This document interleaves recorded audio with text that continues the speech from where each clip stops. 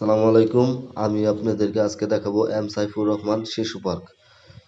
এই শিশু পার্কটির আগের নাম ছিল জননেত্রী শেখ হাসিনা শিশু পার্ক। স্বৈরাচারী শিশু পার্কের নামে এই নামটি ছিল, কিন্তু বর্তমানে এখন এই শিশু পার্কটির নাম হয়েছে এম সাইফুর রহমান শিশু পার্ক।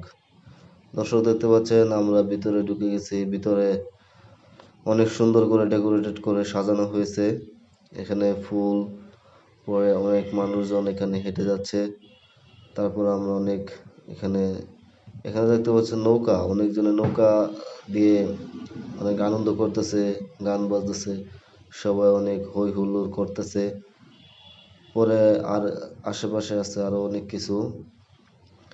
তারপরে এই পাশ দিয়ে আছে, এই যে আছে এখানে রেসিং কার, গাড়ি, এখানে গাড়ি দিয়ে খেলাধুলা করে।